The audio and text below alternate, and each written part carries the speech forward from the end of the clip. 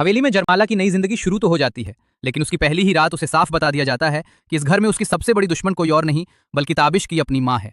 उनका मानना है कि ताबिश आज भी उनकी बात के आगे कुछ नहीं है और जरमाला कभी भी उनकी जगह नहीं ले सकती। दूसरी तरफ सरबुलंद अपने अतीत का ऐसा राज खोलता है जो सबको भावुक कर देता है। वो बताता है कि उसके भाई और भाभी की मौत कोई हादसा नहीं थी बल्कि एक सोची समझी साजिश थी। इसी सदमे ने उसे डिप्रेशन का मरीज बना दिया और उसने अपनी सबसे बड़ी तकलीफ आज तक सबसे छिपा कर रखी। उधर जाफरान खान अब भी सरबुलंद पर नजर रखे हुए है। जैसे ही उसे सरबुलंद के साथ एक रहस्यमयी लड़की दिखाई देती है, वो उसकी तस्वीर खिंचवाकर अपने लोगों को उसकी पूरी जानकारी निकालने का आदेश दे देता है। यानी अब जरमाला की असली पहचान कभी भी सबके सामने आ सकती है। वहीं दूसरी ओर जरमाला पूरे दिल से बीबी जान की सेवा करती है। उसकी देखभाल और अपनापन देखकर बीबी जान उससे बेहद खुश हो जाती हैं। लेकिन हवेली के कुछ लोगों को यह बिल्कुल पसंद नहीं आता। वे जरमाला को बार बार बेइज्जत करने की कोशिश करते हैं और उसे याद दिलाते हैं कि वो इस घर की बहू नहीं, सिर्फ एक मेहमान है।